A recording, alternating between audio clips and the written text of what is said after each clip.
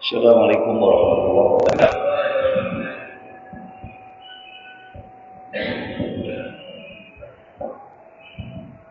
Bismillahirrahmanirrahim. Alhamdulillahilladzi anzala as-sakinata fi qulubil mu'minin liyazdadu imanan ma'a imanihim. Salatu wassalamu ala asyrafil anbiya'i wal mursalin sayyidina wa habibina wa syafi'ina wa qurrati a'yunina wa maulana Muhammadin wa ala alihi wa ashabihi ajma'in, amma ba'd. Qala rabbi shrah li sadri wa yassir amri wa hlul 'uqdatam min lisani yafqahu qawli. Subhanaka la 'ilma lana illa ma 'allamtana innaka antal alimul hakim. Shadaqallahul 'azim. Hadratul mukarramun, para asatidz, para hujjah, bapak-bapak, saudara-saudara, ibu-ibu, para jamaah salat subuh Masjidil Falah yang dimuliakan Allah. Mari sama-sama kita awali talim ini dengan baca beberapa buah surat Al-Fatihah yang kita khususkan untuk adik-adik kubur kita. Kemudian kita lanjutkan dengan membaca Sayyidul Istighfar. La haziniya wa kulli amalin salihah ila hadatin Nabi Mustafa Rasulullah sallallahu alaihi wasallam wa ala alihi wa sahbihi wa zurriyyatihi kiram wa jami'al anbiya wal mursalin wa جميع صحابته وقرابته والتابعين والتابعين لهم بإحسان إلى يوم الدين وعلينا معهم برحمتك يا أرحم الراحمين. بسم الله الفاتحة. أعوذ بالله من الشيطان الرجيم. بسم الله الرحمن الرحيم. الحمد لله رب العالمين الرحمن الرحيم مالك يوم الدين. إياك نعبد وإياك نستعين اهدنا الصراط المستقيم صراط الذين أنعمت عليهم غير المغضوب عليهم ولا الضالين آمين. ثم إلى الله جميع أمورنا بينهم وأهلنا وجدنا وجدتنا وأخنا وأخواتنا وعمنا وأمتنا ومشايخنا وصديقنا وقرابتنا ولمن أحب إلينا ولمن حق علينا وجميع المسلمين والمسلمات والمؤمنين والمؤمنات خصوصا وحفظ الكتاب شيخ عبد الله شيخ عطية السكندري. الفاتحة. أعوذ بالله من الشيطان الرجيم. بسم الله الرحمن الرحيم.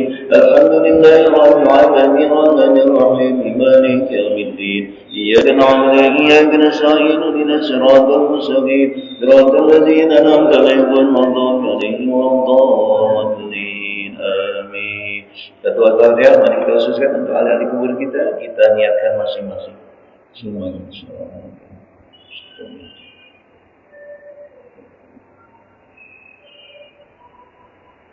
غفر الله ذنوبكم ونور قبورهم وضياء شر الله لهم. الفاتحة. أعوذ بالله من الشيطان الرجيم. بسم الله الرحمن الرحيم. الحمد لله رب العالمين الرحمن الرحيم مالك يوم الدين. إياك نعبد وإياك نستعين اهدنا الصراط المستقيم صراط الذين أنعمت عليهم غير المغضوب عليهم ولا الضالين آمين. بسم الله الرحمن الرحيم. اللهم أنت ربي لا إله إلا أنت خلقتني وأنا عبدك وأنا عليك ووعدك ما استطعت أعوذ بك من شر ما صنعت أقول لك بنعمتي علي وأقوم بذنبي فاغفر لي فإنه لا يغفر الذنوب إلا أنت. اللهم أنت ربي لا إله إلا أنت خلقتني وأنا عبدك وأنا عليك ووعدك ما استطعت أعوذ بك من شر ما صنعت أقول لك بنعمتي علي وأقوم بذنبي فاغفر لي فإنه لا يغفر الذنوب إلا أنت. اللهم أنت ربي لا إله إلا أنت خلقتني وأنا عبدك وأنا عليك ووعدك ما استطعت أعوذ بك من شر ما صنعت أقول لك بنعمتي علي وأقوم بذنبي فاغفر لي فإنه لا يغفر الذنوب إلا أنت. رضيت بالله ربا وبالإسلام دينا وبمحمد نبيا ورسولا. رضيت بالله ربا وبالإسلام دينا وبمحمد نبيا ورسولا. رضيت بالله ربا وبالإسلام دينا وبمحمد نبيا ورسولا. Mari sama-sama kita awali dengan baca basmalah. Bismillahirrahmanirrahim. Kita lanjutkan kajian kita. Namun sebelum itu saya pribadi mohon, seminggu kemarin saya nggak ada di sini. Nanti jam 10 saya harus berangkat lagi ke Malang seminggu lagi, jadi nggak menyertai jamaah. Bahkan itu tugas Jumat, mohon maaf bisa diganti kemarin. Iya, lagi dulu. Jadi sampai tanggal 30 saya banyak di Kita lanjutkan kajian kita ya. Pagi ini kita akan membahas kelanjutan di halaman 93. Wa iza arada yuzhira fadlahu 'alaika. Halaman 93. Bismillahirrahmanirrahim. Iza arada yuzhira fadlahu 'alaika khalaqa wa nasaba ilaika. Iza arada, apabila Allah menghendaki, ayyudhira, untuk memperlihatkan, fadlahu, karunia-Nya, alaika, kepadamu, khalaqa, maka Allah menciptakan amal, wa nasaba, dan menghubungkannya ilaika, kepadamu. Ya. Pasal ini menjelaskan bahwa pelajaran kepada kita agar kita bisa bersikap mampu memiliki sikap ikhlas dalam beramal. Jadi begini, kata Sayyidina Athaillah, apabila Allah menghendaki untuk memperlihatkan keutamaannya. Jadi makhluk ini kan, manusia itu 10 miliar atau 5 miliar lebih ya, sekarang 6 miliar di muka bumi ini. Kemudian beragam Islam, ada yang beragam yang lain. Nah, jadi katanya, kalau Allah ingin menghendaki memperlihatkan karunia-Nya, ada orang yang diberi karunia, diberi hidayah, ya, diberi hati yang baik, lembut pada Allah. Itu karunia-karunia yang Allah berikan kepadanya, ya. Tapi ada juga sebagian Allah berikan kepada manusia cobaan-cobaan. Jangan kaget tuh. Ya, Allah berikan cobaan, sulit. Allah berikan juga hidupnya dia pas-pasan. Allah berikan juga dia sesuatu yang tidak enak pada dirinya. Ya. Nah, kita sekarang berbicara apabila Allah menghendaki untuk memperlihatkan karunia-Nya kepada kita. Khalaqa wa nasaba ilaika, maka Allah menciptakan amal itu. Wa nasaba, dan menghubungkannya amal itu kepadamu. Jadi kalau Allah sudah menciptakan nih satu amal, ya, Allah ingin berikan karunia-Nya kepada orang itu. Wa nasaba ilaika, tapi kemudian Allah menghubungkannya kepada orang itu. Contoh, Allah ciptakan bagaimana kita proses melakukan satu ibadah seperti sholat, puasa Ramadan kemarin, sholat subuh, waktunya sekarang, ya, sebelum matahari terbit, nanti waktu syuruk, nanti kemudian waktu duha. Itu Allah ciptakan demikian, itu yang ngatur itu. Kenapa? Dalam Al-Quran kan jelaskan, inna sholata kanat 'alal mu'minina kitaban mawquta. Yang mengatur itu adalah Allah. Tapi kalau Allah ingin memberikan karunia kepada orang, wa nasaba ilaika, amal itu, ciptaan Allah itu dihubungkan kepada orang itu. Itu karena Allah ingin memperlihatkan karunia-Nya. Contoh, ketika Allah berikan ketetapan waktu-waktu sholat subuh 2 rakaat, ada yang kumat, ada yang tidak, ya, jamnya sekian, sebelum matahari terbit baru fajar. Yang ciptakan sholat itu siapa? Waktunya, formulasinya, takbiratul ihram misalnya. Tapi kalau orang yang mengerjakan sholat subuh, maka kebaikannya itu bukan Allah, orang yang melaksanakannya. Betul? Oh, ini orang rajin benar sholat. Oh, ini orang dermawan banget, sering sedekah. Oh, ini orang puasanya hebat amat. Jadi Allah menghubungkannya nasaba ilaika kepadamu. Itu kenapa? Karena Allah memberikan anugerah kepada orang itu. Saya baru pulang dari Bandung sore tadi. Jadi selama ini ada seseorang yang barangkali kurang rajin taat kepada Allah Subhanahu wa taala. Tiba-tiba dia punya anak yang dapat hidayah. Anaknya itu 5 tahun, 6 tahun tapi rajin ke masjid. Di masjid ini ada, saya lihat satu anak itu yang enggak begitu sholat ke masjid itu bukan mau bercanda kayak yang lain. Ada itu anaknya. Siapa itu sih? Saya lihat di sholat coba dulu, sholat dulu. Rumahnya dekat Pak Al di sini. Nah sekarang saya contohkan yang sana yang baru. Jadi selama ini ayahnya kurang rajin. Tapi anak yang engkau itu rajin, masih sholat. Jadi karena anak ini dia termotivasi untuk ibadah. Saya kaji ini benar. Jadi Allah ciptakan anugerah itu pada anak, kemudian anak itu yang Allah ciptakan lahirnya demikian sudah kan kita sama-sama diciptakan, tapi diberikan hidayah melalui anak. Inilah yang katakan ketika orang tua itu rajin, maka rajin itu bukan karena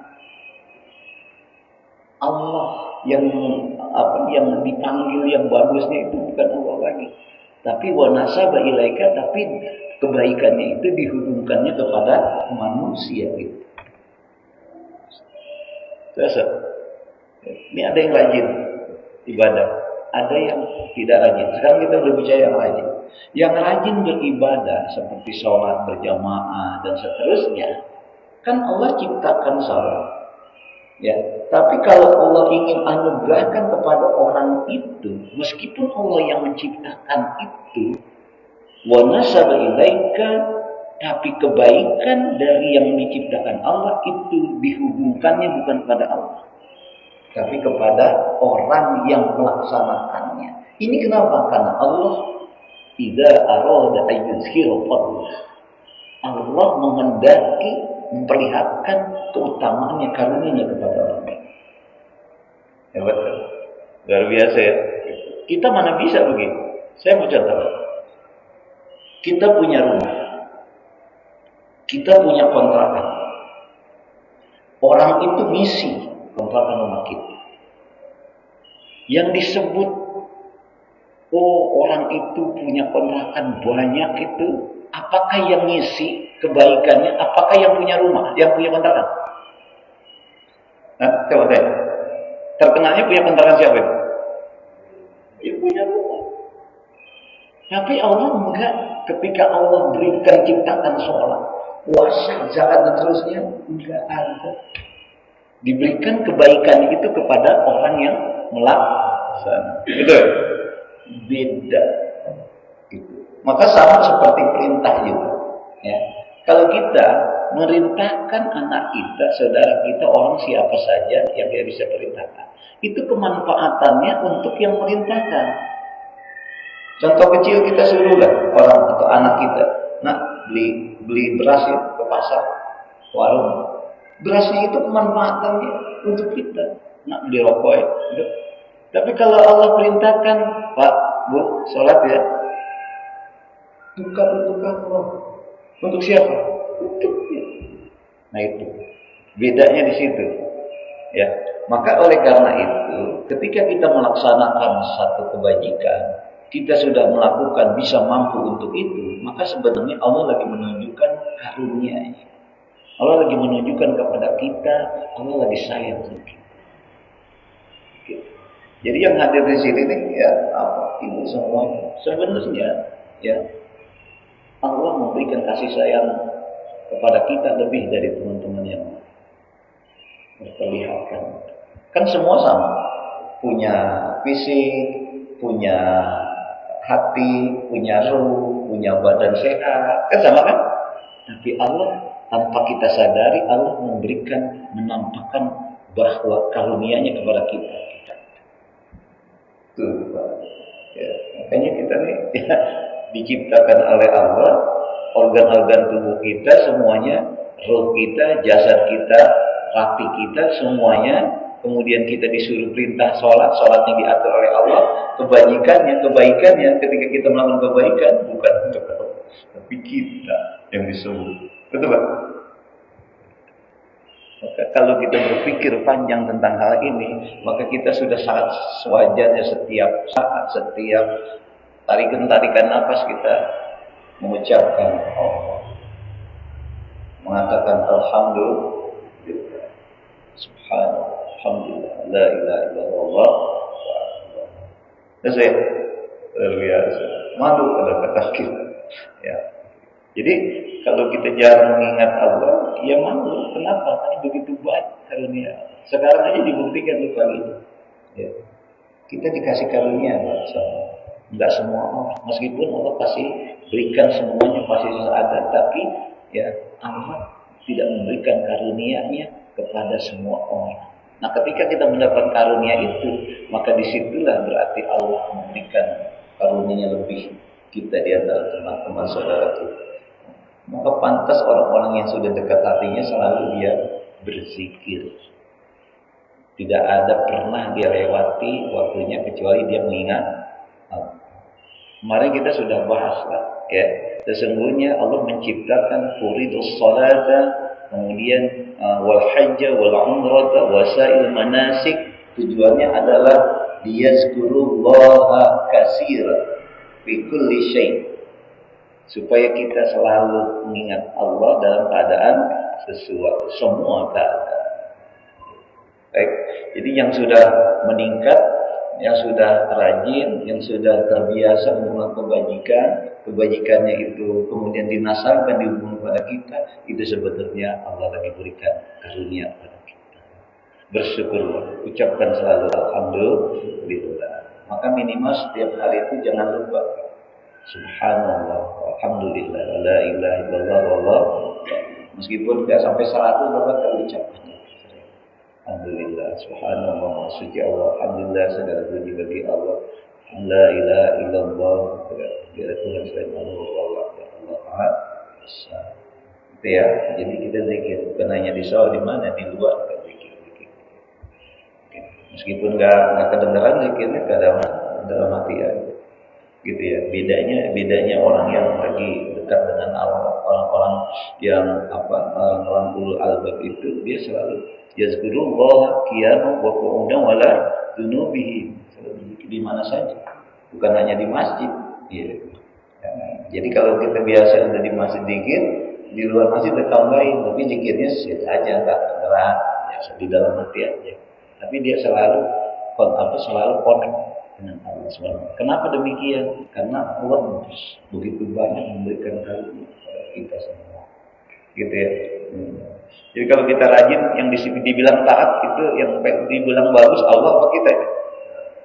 Kita ya, orang baik, orang soleh, sering ke masjid. Padahal yang menciptakan sholat, yang kasih kita fisik sehat, yang kasih rezeki, itu Allah. Tapi Allah enggak seperti kita. Kalau kita kan masa punya kita dipanggil, apa disebutnya dia yang bagus gitu. Udah gitu ya. Baik. Yang kedua, Bismillahirrahmanirrahim. La nihayata limazanika. La nihayata limazammika in arja'aka ilaika wa la takhrubu madaihuka in adhara jawdahu alaika. Artikan, la nihayata, la tidak, nihayata itu batas nihayat, artinya tiada batas atau enggak terhingga. Lima zammika, keburukanmu, karena keburukanmu enggak ada batas sebenarnya keburukanmu, ya. Kemudian in arja'aka ilaika, apabila Allah membiarkan ilaika kepadamu. Sebenarnya kata Sayyidina Dahilah, enggak ada batas engkau melakukan keburukan, ya. In arja'aka ilaika, apabila Allah tidak membiarkan atau apabila Allah membiarkannya. Kemudian wala tafrugu madaihuka in adhara jawdahu alayka, wala tafrugu, dan tidak pernah berakhir, tafrugu selesai, faragh, madaihuka, kebaikan-kebaikanmu, in adhara judahu alayka, apabila Allah memperlihatkan judahu alayka, judahu kemurahannya Allah alayka kepadamu. Nih, karakter manusia itu katanya nggak akan pernah batas, nggak ada batasnya dia keburukan-keburukan yang dia akan lakukan. In arja'aka ilaika, apabila Allah tidak menghentikannya. Jadi karakter manusia yang mendominasi hidup kita ini dua, Pak. Di sini nih, yang selalu mendominasi hidup kita ini dua. Maka kita setiap hari itu berperang. Ya. Ada yang karakter manusia didominasi oleh nafsu. Ada yang karakter manusia didominasi oleh ilham. Manusia kita semua tidak diberi wahyu, tidak diberi karomah seperti wali.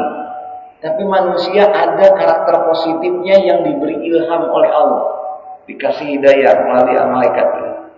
Tapi sisi lain, manusia itu selalu bisa berperilaku tidak baik karena didominasi oleh nafsu. Nafsu itu adalah di belakangnya setan. Oleh karena itu kita selalu dalam setiap hari ini berperang antara nafsu dan ilham atau nurani kita di sana. Nah, katanya begini, ya. Tidak akan ada habisnya lima zammika keburukanmu in arja'aka apabila Allah membiarkan ilaika kepada. Jadi kalau orang melakukan satu keburukan, apapun keburukannya, itu kalau Allah tidak berikan satu hidayah ilham dalam dirinya, maka dia tidak akan pernah berhenti untuk melakukan keburukan itu. Percaya kan? Manusia kalau sudah mengikuti hawa nafsu, satu ingin dua ingin tiga, terus saja nagih. Istilah kita itu nagih. Keburukan itu akan nagih. Ya. Nah, ini keburukan manusia memang karakternya demikian. Oleh karena itu Allah untuk mengimbangi keburukan yang kemudian diberikan didorong oleh setan, oleh hawa nafsu, ini kalau dibiarkan tidak akan pernah berhenti, nggak pernah ada, nggak terhingga dan tidak ada nihaya, tidak ada batasannya dia. Kalau Allah tidak berhentikan dia, kalau tidak berikan hidayah kepada kita. Jadi kalau seseorang manusia menyadari keburukan yang pernah lakukan dia, kemudian dia sadar, oh ini salah, ini tidak baik saya lakukan selama ini, itu pada dasarnya adalah Allah menghentikan keburukan itu melalui pemberian ilham hidayah kepada kita. Diberikanlah hidayah kita. Sehingga yang dulunya tidak baik, banyak orang menjadi sekarang baik. Betul. Betapa banyak orang yang dulunya tidak baik, akhirnya baik. Kenapa? Karena Allah pada saat itu memberikan hidayahnya, menghentikan dia melalui proses pemberian hidayah. Andai kata Allah biarkan tidak diberi hidayah, maka la nihayat, nggak ada habisnya sampai berumur, sampai ubahnya, sampai meninggal pun tetap dia selalu melakukan keburukan. Wala tafrugu madaihuka, dan tidak akan pernah berakhir madaihuka, kebaikanmu in adhara jaudahu alaika, apabila Allah memperlihatkan jaudahu alaika kemurahannya alaika kepada. Sebaliknya juga katanya tidak akan pernah berakhir apanya? Berakhir kebaikanmu in azhara jaudahu alaika, apabila Allah memperlihatkan kemurahannya. Jadi kalau ingin Allah sudah berikan kemurahannya kepada kita, karunia kepada kita, maka lihat orang itu tidak akan pernah berakhir kebaikan. Terus saja dia. Kenapa? Karena pada saat itu Allah sudah memberikan kemurahan karunia.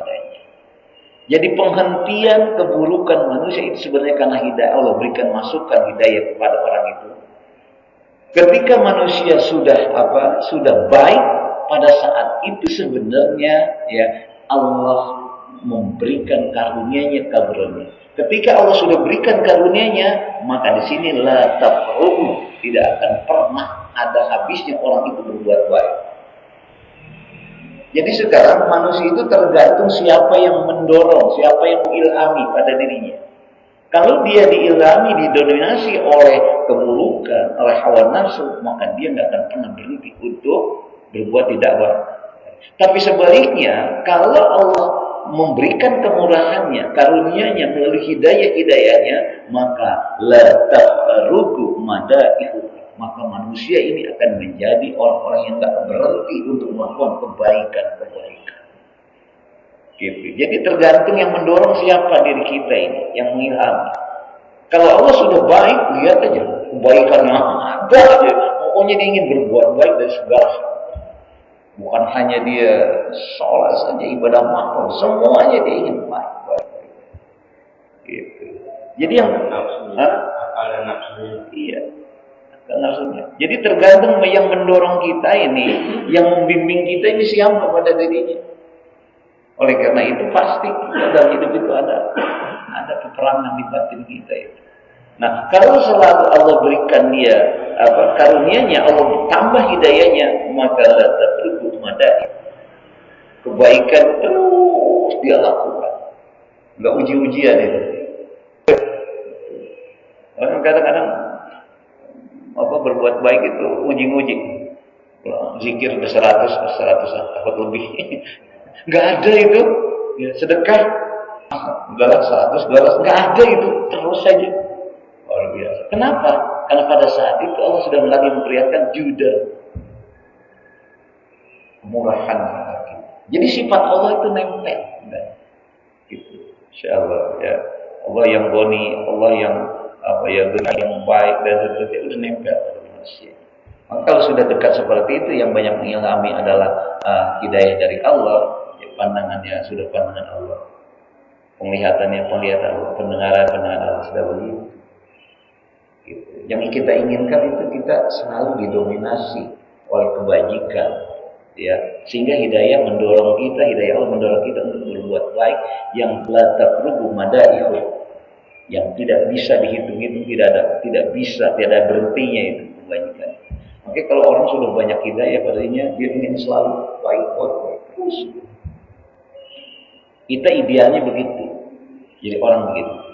Tapi minimal kalau belum sampai seperti itu, prinsipnya kalau kita belum bisa berbuat baik sama orang, semua minimal sedikit orang. Kalau kita tidak mampu juga untuk berbuat baik sedikit orang, minimal jangan nyakiti orang. Itu aja prinsipnya. Itu orang baik itu. Ya, saya ulangi ya. Kalau bisa kita bisa menjadi orang yang baik kepada semua orang. Semua orang itu siapa?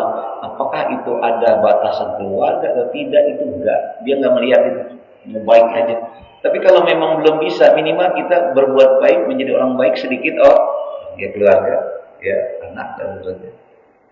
Tapi kalau juga enggak bisa juga, minimal tidak menyakiti, itu prinsipnya. Itu orang baik itu. Gitu. Tapi tingkatannya mesti ya dari sedikit, dari banyak. Kalau tidak semua orang paling besar. Dan saya, sebab nanti di akhirat Pak, itu yang dilihat bukan kita disebut, oh ini ustaz duluan masuk surga, enggak. Oh ini kiai masuk surga duluan, enggak. Oh ini yang punya pondok pesantren, enggak Pak. Yang lihat apa? Kebaikan kita. Sejauh mana, seberapa banyak kebaikan kita, itu yang paling menentukan apakah kita menjadi orang yang baik atau tidak. Sekarang kebaikannya diukur dari sekarang kebaikannya. Yang paling hebat itu orang yang paling baik. Oh, Allah mencintai, ya, di situ ayat tadi Al-Hujurat di akhir. Innallaha ma'al muhsinin wa innallaha ma'al muhsinin. Dan sesungguhnya Allah selalu beserta orang-orang yang berbuat baik. Enggak ada mengatakan sesungguhnya Allah ya selalu beserta ustaz, kiai, orang kaya, orang apa, enggak ada. Pengurus masjid, enggak ada. Innallaha lama'al muhsinin. Sesungguhnya Allah pasti beserta orang-orang berbuat baik. Jadi yang menentukan strata kita nanti di akhirat. Kalau di dunia kan strata sosial itu diukur oleh pangkat, jabatan, kekayaan, gitu ya, ilmu dan seterusnya. Tapi di akhirat enggak, bukan ukuran. Ya. Jadi instrumen kebaikan, kekayaan, bahkan jabatan, apabila dia lakukan untuk kebaikan, maka ini yang baru bernilai baik pada di akhirat. Maka Allah katakan sesungguhnya Allah beserta orang-orang yang berbuat baik. Terus ya, satu pasal lagi. Baru saya akan tanya. Bismillahirrahmanirrahim. kun li awsafi rububiyyatihi muta'alliqan wa bi awsafi ubudiyatika mutahaqqiqan. Kun, jadilah kita bi awsafi rububiyyatihi muta'alliqan, dengan sifat-sifat rububiyah Allah. Muta'alliqan itu menggantungkan diri. Diri kita selalu bergantung kepada sifat rububiyah. Wa bi awsafi ubudiyatika mutahaqqiqan, dan kita bergantung kepada sifat-sifat ubudiyah kepada Allah. Mutahaqqiqan secara hakikat. Allah punya sifat dua, ada sifat ubudiyah, sifat rububiyah. Sifat ubudiyah itu hanya Allah yang perlu, yang pantas diibadahi. La ma'budu illa, tidak ada yang berhak disembah kecuali Allah. Itu sifat ubudiyah, ibadah kita. Kita makhluk, Allah khaliq. Bedanya kita sama Allah gitu. Kita makhluk yang ciptakan, Allah khaliq. Kemudian kita beribadah, kemudian Allah ya zat yang harus diibadahi. Maka manusia kita harus punya sifat ubudiyah, beribadah pada Allah. Nah, ada sifat Allah yang kategorinya rububiyah, Roh, berasal dari Roh, Tuhan yang memberikan kasih sayang. Oleh karena itu Allah memiliki sifat-sifat Goni, Hamid, ya Goni, ya Hamid, ada 99. Kalau kita belajar di perukunan ada 20. Yang kita hafal itu sifat 20 itu ya. Nah, itu dari banyak dari semuanya yang kita hafal. Kalau dulu kita perukunan ya, hafalin itu. Nah, itu sifat rububiyah, katanya bagaimana mensikapi, melihat kita dari dua sifat ini, dari sifat Allah, baik rububiyah. Nah, kata Sayyidina Ta'ilah, kun bi awsafi rububiyah muta'alliqan. Jadilah kita dengan sifat-sifat rububiyah Allah muta'alliqan, kita menggantungkan diri. Menggantungkan diri itu jangan memiliki sifat rububiyah itu. Contoh, Allah punya sifat Ghani, kaya. Itu sifat Allah. Ya. Jadi kita manusia itu harus bergantung kepada sifat rububiyah muta'alliqan, hanya bergantung, bukan memiliki. Karena yang Ghani itu Allah, yang kaya itu Allah. Kalau anugerahkan manusia itu hanya sedikit rezekinya, kita menjadi orang kaya, jangan kita merasa memiliki dengan sifat rububiyah Allah. Paham? Orang yang punya kekayaan nggak boleh punya sifat rububiyah, karena sifat rububiyah al-Ghani itu Allah. Kenapa? Karena hakikat kekayaan manusia itu pemberian Allah.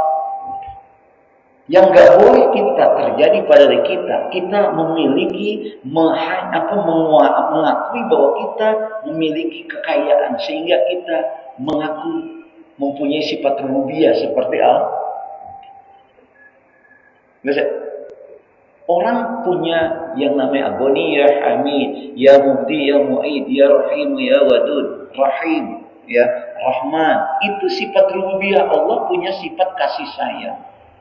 Kemudian Allah juga kasih dan sayang. Allah juga kaya. Allah juga pengampun dan seterusnya.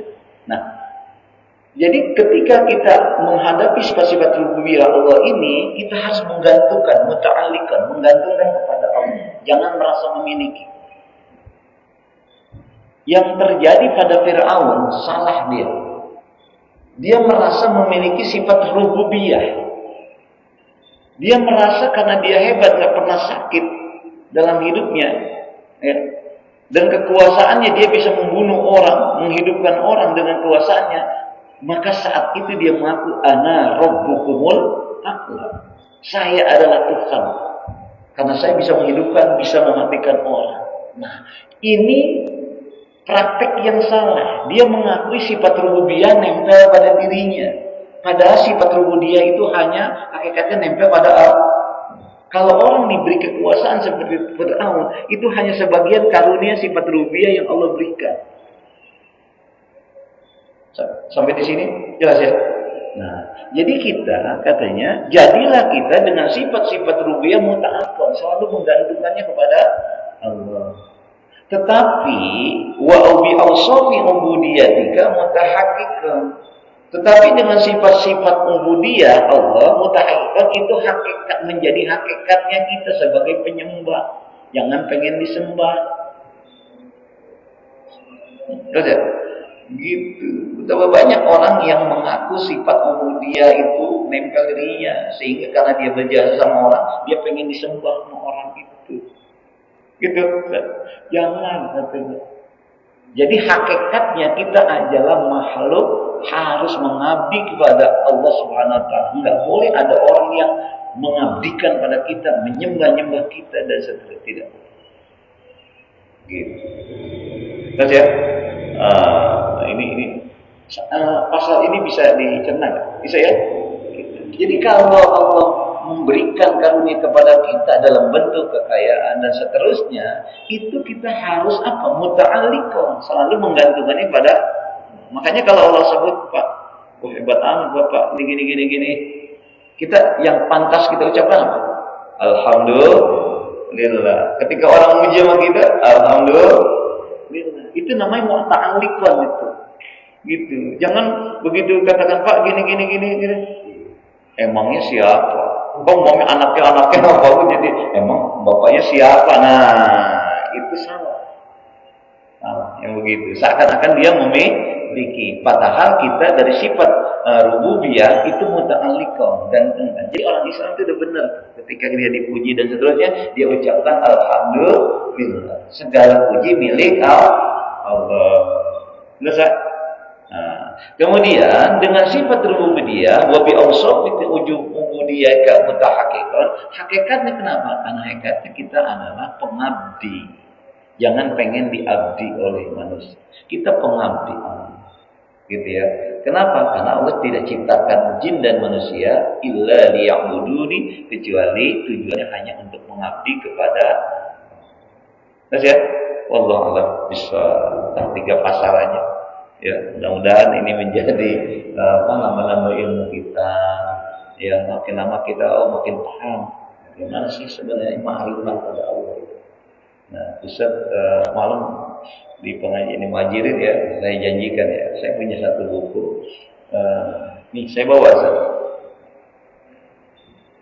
Syajaratul Ma'arif. Ini kitab luar biasa, nggak ada seperti kitab ini.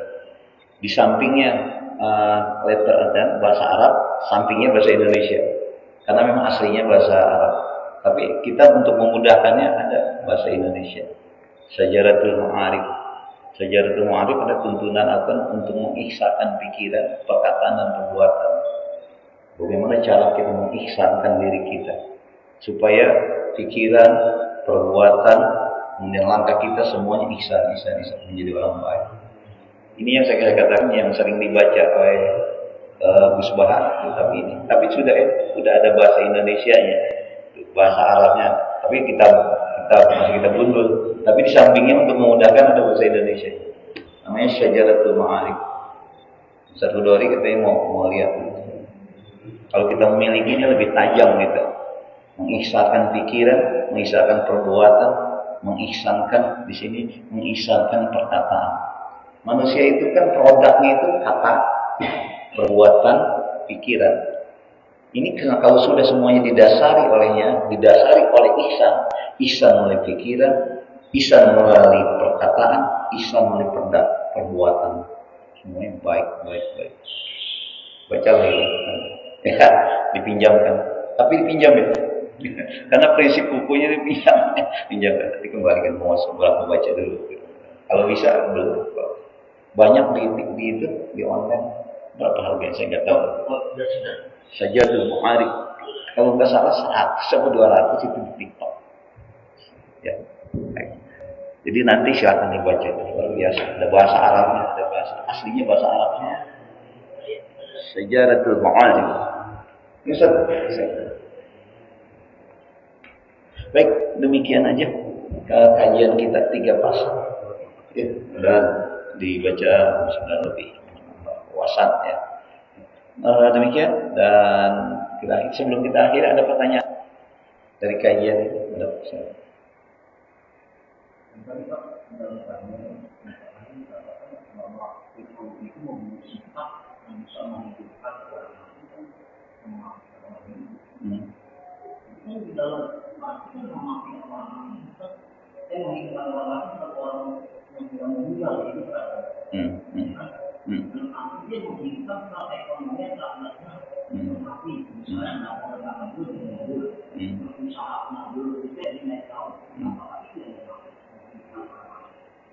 Bukan. Yang ketika Allah jelaskan ayat ini, Bapak nanti baca lagi ya, An-Nazi'at. Di tengah-tengah surat An-Nazi'at ada. Fir'aun mengatakan itu, ya, sesungguhnya aku ini ana rabbukum a'la. Kalau saya baca An-Nazi'at, wan-nazi'ati gharqa wan-nasitati nasda dan seterusnya, itu di akhirnya ada kata ketika Fir'aun diberikan oleh Allah, ya, karunia yang besar sehingga mengatakan dia ana rabbukumul, saya ini adalah Tuhan yang tinggi. Kenapa dia mengatakan diri Tuhan? Karena dia bisa menghidupkan orang, bukan menghidupkan orang mati jadi hidup seperti Nabi Isa. Bukan. Tapi dia karena kekuasaannya, orang lagi hidup, dipenggal saja. Artinya dia bisa menghidupkan, membiarkan orang hidup dan mematikan orang karena kekuasaannya. Sehingga karena kekuasaannya besar, maka dia mengatakan dia adalah Tuhan. Bukan yang tadi seperti Pak I. Kalau Nabi Isa, itu mukjizat yang Allah berikan, dia bisa menghidupkan orang meninggal, dia hidupkan lagi. Itu fakta begitu. Kemudian, tapi kalau Fir'aun, kekuasaannya itu, karena dia menganggap kekuasaannya ini hebat, tinggi, dia sehingga bisa menentukan orang ini meninggal, orang ini dibunuh, atau orang ini dibiarkan hidup. Jadi, ana rabbukumul a'la. Jadi itu maksudnya saat Nabi Musa bisa menghidupkan orang, bisa mematikan dengan kekuasaannya. Bukan dengan dia ilmunya umpamanya dikasih seperti Nabi Isa. Enggak gitu. Terus ya, jadi kalau dia menyatakan dengan kuasaannya dia bisa memberi peluang orang hidup atau mematikan orang, sehingga dia menganggap dirinya tuh Tuhan. Allah kan begitu. Nabi Uzair, kemudian yang di Gua Hira, Ashabul Kahfi 300 tahun Nabi Uzair dihidupkan lagi. Kemudian Ashabul Kahfi 350 tahun dihidupkan lagi. Sifat Allah kan memiliki itu. Cuma sifat Allah karena memang Allah punya kemampuan untuk menghidupkan. Kalau Fir'aun karena kekuasaannya dia menganggap dia seperti itu. Gitu. Kalau Nabi Isa itu kan orang-orang yang dipegang Nabi Isa itu yang kita sambung semua itu kemujizatnya. Kalau Rasulullah apa mujizatnya? Rasulullah mujizatnya Pak nggak ada seperti yang gitu, yang sifatnya mujizat Allah itu abstrak, nggak seperti yang demikian. Nabi Musa bisa membelah laut. Rasulullah yang terbesar mujizatnya itu Al-Quran. Kenapa demikian? Karena disesuaikan dengan kondisi akhir zaman itu. Maka setiap masalah itu sebenarnya ada dalam Al-Quran. Itu mujizat terbesar Rasulullah. Nggak ada yang lain. Itu beda karena diutus Allah untuk memberikan solusi dari tantangan zaman yang akhir itu. Terus ya?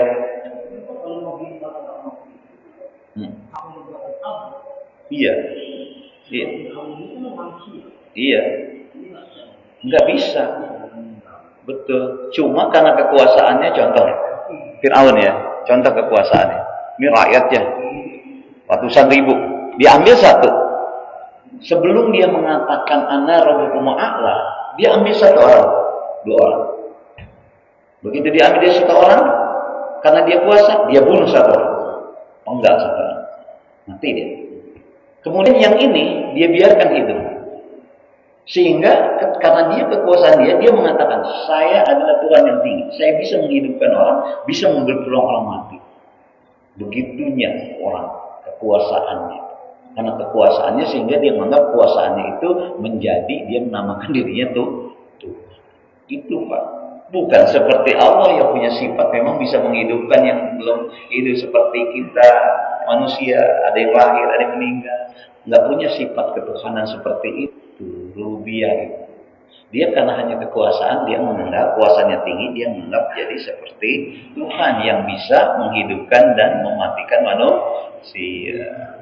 Inilah orang yang menuhankan sifat rububiyah. Seharusnya manusia itu hanya muta'alliqon. Tadi kita bahas itu. Maka orang kalau diberi kekuasaan dia tidak memahami bahwa hakikat kekuasaan pada Allah, maka itu yang terjadi.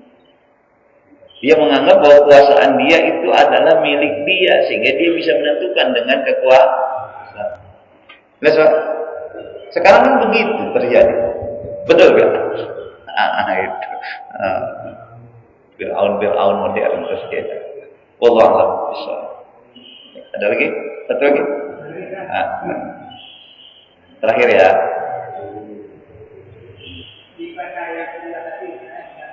Ya.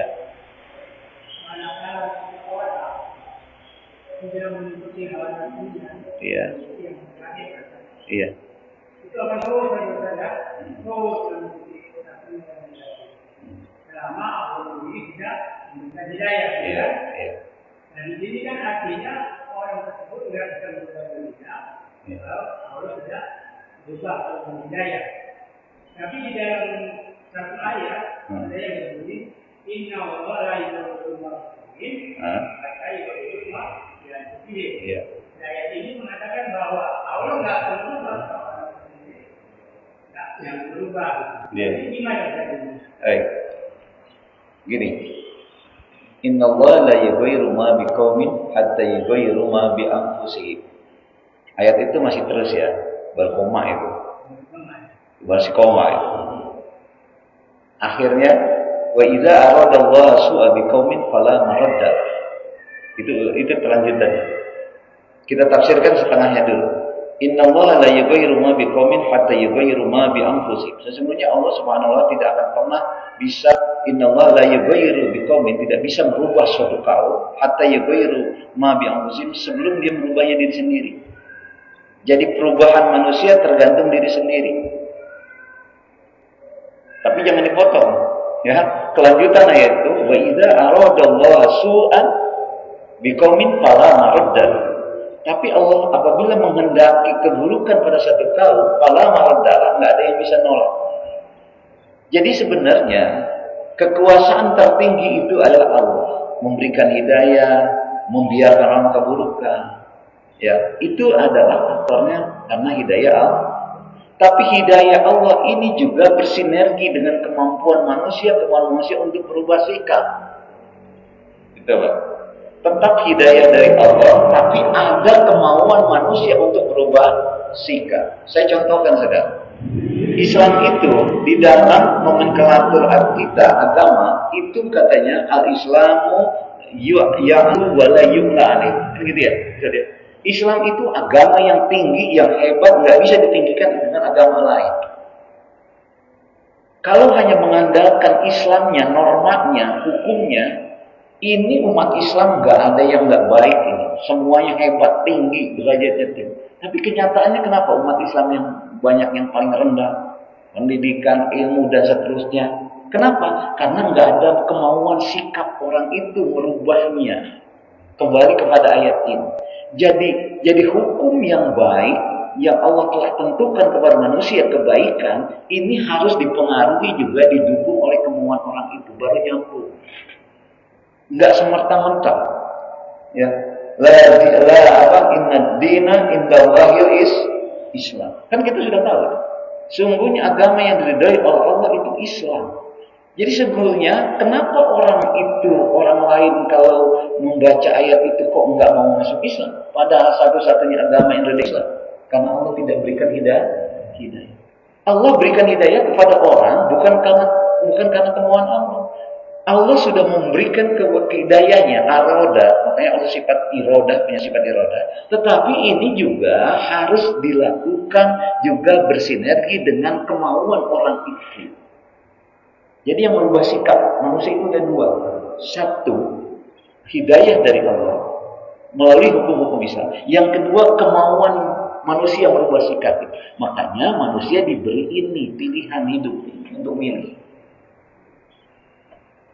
Supaya dia apa? Supaya dia bisa milih mana nih baik enggak. Nah, kalau Allah sudah berikan dia ini hidayahnya, ini dia berpikir baik, kemauan dia berubah sikap, jadi. Tapi kalau kitanya sendiri, umat Islamnya yang nggak mau ya menjadi orang baik, ya lihat aja. Islamnya baik, tapi orangnya enggak. Betul Pak? Gitu. Jadi ayat itu dilanjutin sama ayat selanjutnya. Gitu Pak. Allah alam bisa. Nah, segitu aja. Ya, mudah-mudahan apa yang saya sampaikan bermanfaat. Amin ya rabbal alamin. Baik, mari sama-sama kita akhiri dengan doa. Bismillahirrahmanirrahim. Alhamdulillahirabbil alamin. Hamdan syakirin, hamdan na'imin, hamdan yuwafi ni'amahu wa yukafi masidah. Ya rabbana lakal hamdu kama yanbaghi li jalalika wa jalali mu'azzim sultan. Allahumma shalli ala sayyidina Muhammadin wa ala alihi wa sahbihi wa ala ibadillahi shalihin. اللهم انفعنا بما علمتنا وعلمنا الذين ينفعنا وزدنا علما نافعا اللهم اجعل جمعنا هذا جمعا مرحوما وتفرقنا من بعده تفرقا معصوما اللهم اجعلنا من عبادك الصالحين واجعلنا من المتقين ربنا تقبل دعانا انك انت السميع العليم وتب علينا انك انت التواب الرحيم ربنا هب لنا من ازواجنا وذرياتنا قرة اعين واجعلنا للمتقين اماما ربنا آتنا في الدنيا حسنة وفي الآخرة حسنة وقنا عذاب النار سبحان ربك رب العزة عما يصفون وسلام على المرسلين والحمد لله رب العالمين. Demikian kajian kita pagi ini dan doakan saya mudah-mudahan saya nanti siang berangkat ya, malam Jumat baru di sini lagi ya. Kemudian kalau ada hal-hal yang kurang berkenan saya mohon dimaafkan. Mari sama-sama kita tutup dengan baca kafaratul majlis. Subhanallahumma wa bihamdika asyhadu an la ilaha illa anta astaghfiruka wa atubu ilaik. Assalamualaikum warahmatullahi wabarakatuh.